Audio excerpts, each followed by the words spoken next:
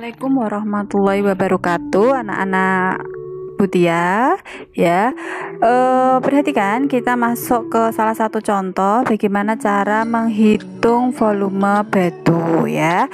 Saat kalian menemukan di sebuah soal ya, ada seperti ini gambar di layar kalian, berapa volume batu ya, berapa volume batu. Jadi Butia punya gelas ukur atau gelas corong. Di sini saya kasih air yang penuh ya, saya kasih air penuh.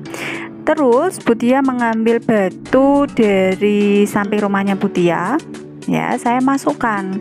Jadi awalnya gelasnya penuh, lalu yang kedua saya masukkan batu, otomatis air yang penuh tadi akan tumpah ya kan, atau akan keluar dari corong. Nah, berapakah volume batu? Jadi volume batu adalah ini, hasil air tumpahan itu adalah volume batu. Jika contoh saya masukkan batu, awal mula volumenya penuh nih ya, di sini air penuh. Terus saat saya kasih batu, airnya tumpah. Nah, saat tumpah di gelas ukur menunjukkan 40 mili. Berarti volume batu adalah 40 mili. Jadi air yang tumpah tersebut sebagai volume batu ya, atau volume benda. Ini volume benda, menghitung volume benda dengan gelas ukur gitu ya. Nah, contoh berikutnya ini juga sama. Berapakah volume batu? Jadi Butia punya gelas ukur, di mana gelas ukur di sini menunjukkan angka 100 cm kubik ya kan. Nah, setelah itu saya masukkan batu gitu ya, suatu benda saya masukkan ke gelas ini ya, otomatis saat kita masukkan air akan tumpah. Nah, tumpah di sini menunjukkan angka 20 cm kubik di dalam gelas ukur. Oh, otomatis volume benda adalah 20 cm kubik karena air tumpahlah itu sebagai patokan mencari volume batu ya.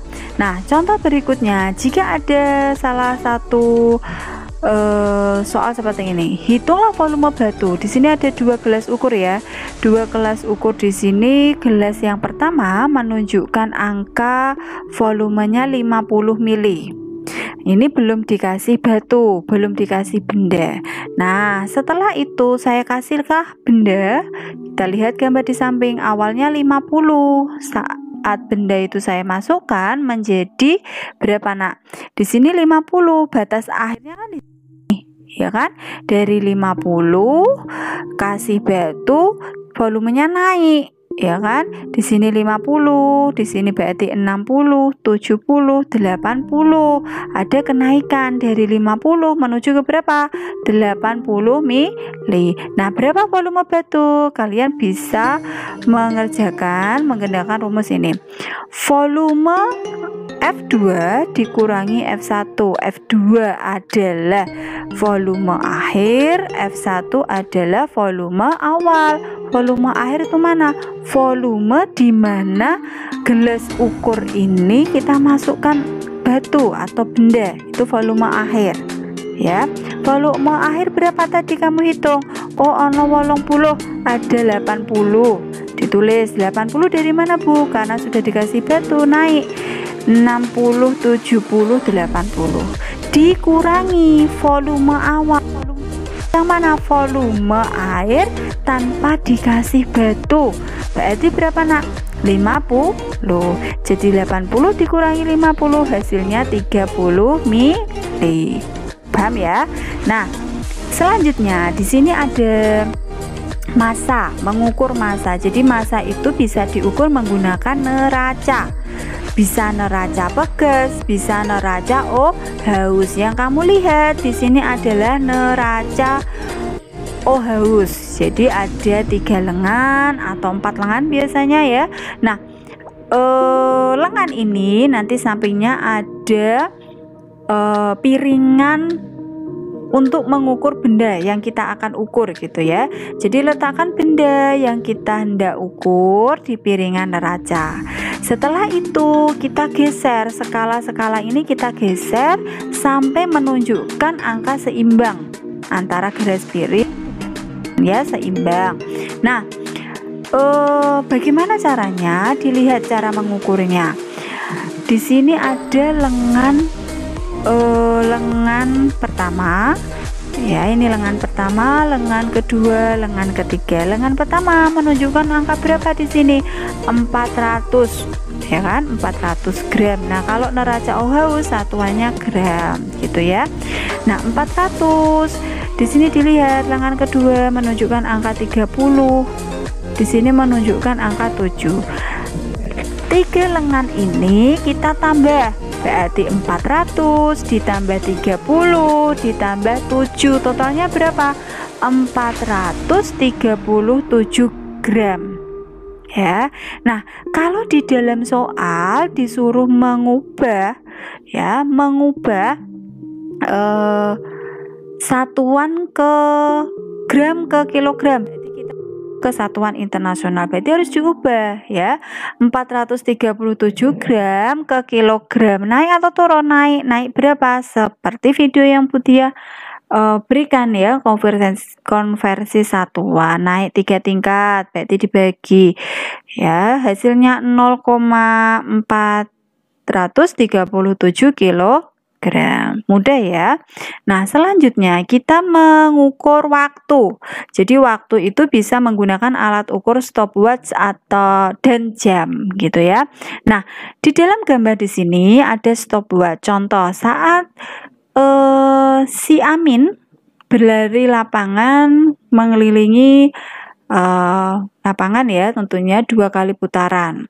Berapa waktu yang digunakan Amin dalam mengelilingi lapangan? Kita bisa hitung dengan cara dilihat ini, dilihat bagian-bagiannya.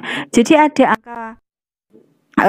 angka kecil-kecil di sini, lingkaran kecil di sini, ini menunjukkan menit. Diiling-iling, diingat-ingat, yang lingkaran ini menunjukkan menit, sedangkan angka yang besar detikan di sini ya, jarum jam di sini, angka yang besar menunjukkan detik. Diingat-ingat, yang kecil menunjukkan menit ya, jarum jam ini berarti menunjukkan menit, sedangkan ini menunjukkan detik ya.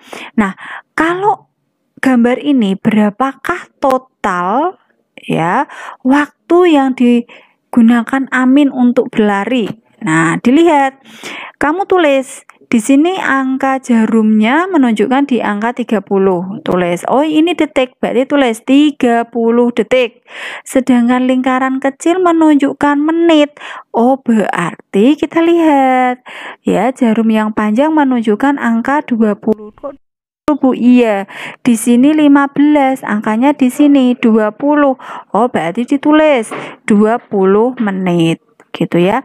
Kalau di dalam soal kok ingin mengkonversi ke satuannya detik, berarti kita harus ubah ke satuan detik atau sekon. 30 detik ya. Tadi kan 20 menit, kita jadikan detik. 1 detik berapa menit? Ayo diiling-iling. Iya, 60 detik. Jadi 20 dikali 60 detik, hasilnya kan 1200 detik. Baru dijumlah ya. 1200 ditambah 30 hasilnya berapa nak? 1230 detik. Saya anggap itu mudah, kalian bisa pahami lagi, diulang-ulang lagi video dari Butia. Semoga bermanfaat. Wassalamualaikum warahmatullahi wabarakatuh.